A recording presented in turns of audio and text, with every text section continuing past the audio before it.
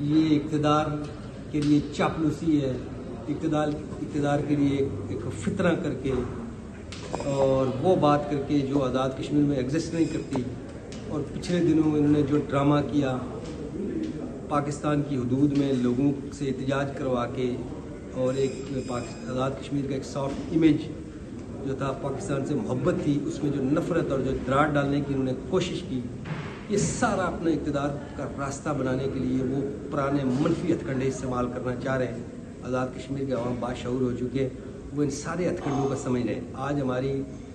مائیں بہنیں وہ اس چیز کو انڈرسٹینڈ کر گئی ہے کہ ان کے ساری حرکتیں صرف اپنے اقتدار کے لیے،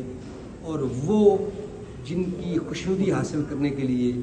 یہ سب کچھ کر رہے ہیں، ان کو بھی اس چیز کا بخوبی علم ہے کہ یہ عوام کے اندر کتنے پاپولر ہیں، عوام ان کو کتنی چاہتی ہے۔ اور کسی صورت ہم یہ اداروں کو بھی یہ کہنا چاہ رہے ہیں کہ آپ کا نام غلط استعمال کر رہے ہیں۔ آپ گراؤنڈ کے اوپر دیکھیں، پاپولرٹی دیکھیں، اور آپ اس سیاسی طاقت کی پشت پہ آئیں اور اس سیاسی طاقت کو انکریج کریں جو حقیقی معنوں میں عوام کی بات کرتی ہے، جو عوام کی نمائندگی کا دعویٰ کرتی ہے، جو عوام کے لیے دن رات ایک کیے ہوئے ہے، جو عوام کے مسائل حل کرنے کے اوپر کام کر رہی ہے۔ میں اس حوالے سے امید کرتا ہوں کہ جس طرح سے یہ پولیٹیکل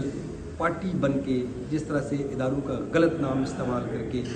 اداروں کا خوف لوگوں کو دے کے، اور یہ کہہ کے کہ ادارے ہمارے ساتھ ہیں، خدا نخواستہ ہم ہار بھی جائیں تو ہم جیت جائیں گے،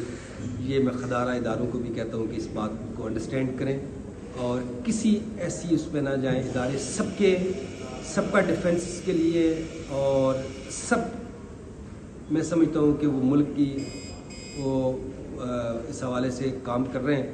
کہ وہ ملک کا نام روشن ہو۔ اس حوالے سے کسی ایک آدمی جو نام لے، اس کی پہلے بھی ان کی سرزنش ہوئی ہے اور مزید ان کی سرزنش ہونی چاہیے کہ یہ اداروں کا نام استعمال کر کے سیاست نہ کریں، بلکہ عوام کی خدمت کر کے سیاست کریں۔ یہ روش اب تبدیل ہو جانی چاہیے۔